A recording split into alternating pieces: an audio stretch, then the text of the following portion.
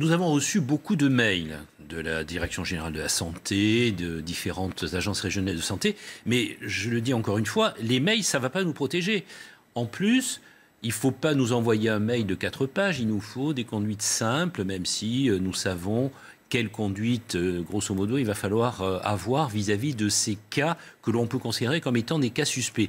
N'oublions pas qu'en ce moment, nous sommes en période hivernale, donc il y a dans nos cabinets de nombreux syndromes grippaux qui n'ont rien à voir avec le coronavirus. Mais en général, vous n'êtes pas protégé, vous nous dites, à l'heure actuelle. Lorsqu'il y a eu l'épisode de grippe aviaire, l'épisode de grippe H1N1, nous avons reçu dans chacun de nos cabinets ces fameux masques de protection, vous savez, les becs de canard, les FFP2, qui sont des masques pour protéger les soignants. Aujourd'hui, on ne les a pas.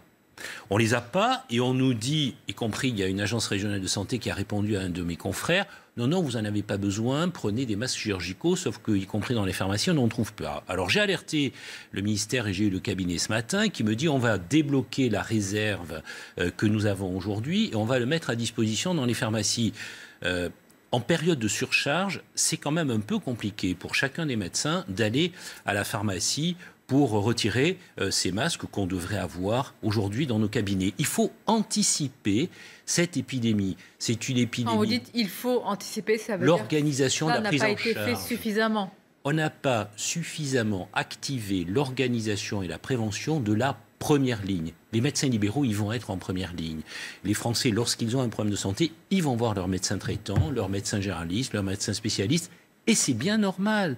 Et c'est comme ça que ça se passe. Alors certes, ils vont appeler les centres 15 qui sont assaillis d'appels ou les numéros spécifiques qui ont été mis en place.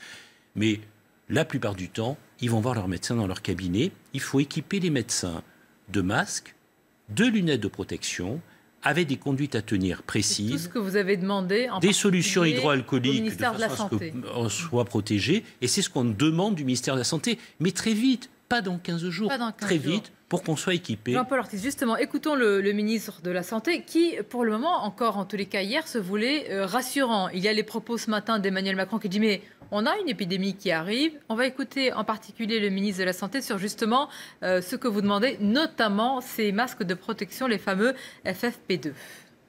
Ce sont des masques qui serviront aux professionnels de santé et qui serviront aussi aux personnes qui sont à risque, dans la mesure où ce sont des personnes qui reviennent de zones dites zones rouges, donc de zones à risque, ou qui ont été en contact avec des personnes infectées et qui ne sont pas elles-mêmes infectées.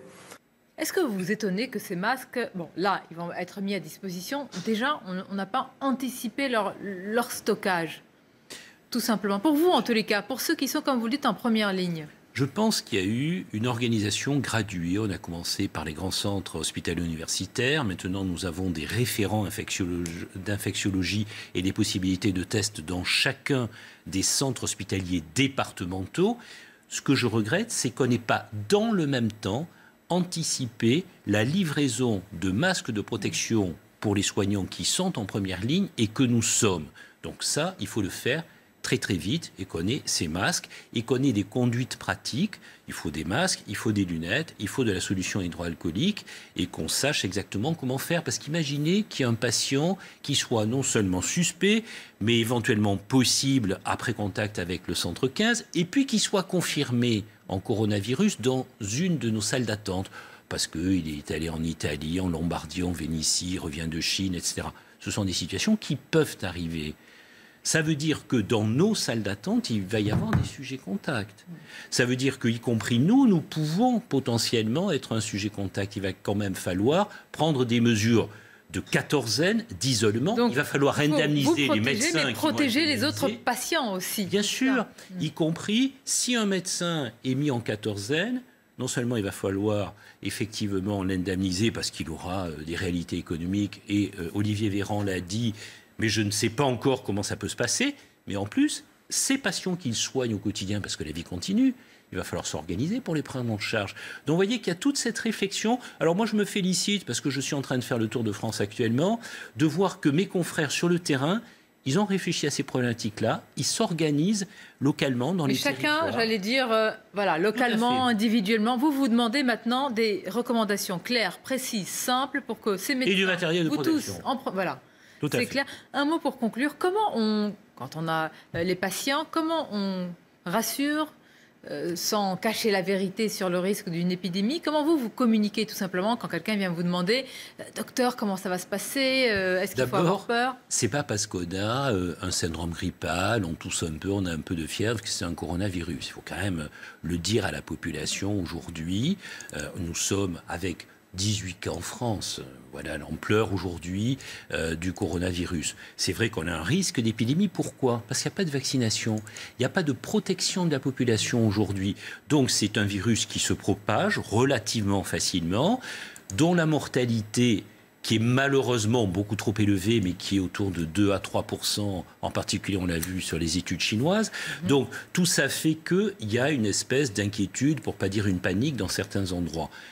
C'est quelque chose qu'il faut prendre en compte. Si on s'organise bien, la population française sera bien prise en compte et on va essayer de limiter au maximum, d'endiguer cette propagation. Encore faut-il que la première ligne, les médecins libéraux, les professionnels de santé libéraux sur le terrain soient protégés et puissent assumer cette prise en charge. Merci Jean-Paul Ortis. Évidemment, il faut espérer que vous soyez entendu. On l'a bien compris. Vous êtes à la fois, j'allais dire, sur la première ligne, comme vous le dites très bien, mais c'est aussi pour notre protection que vous le demandez. Donc, à la fois, vous l'avez dit, les masques, les solutions et puis des procédures simples et rapides à mettre en place. On aura l'occasion de se revoir. Vous nous direz si effectivement vous avez obtenu, si je puis dire, gain de cause.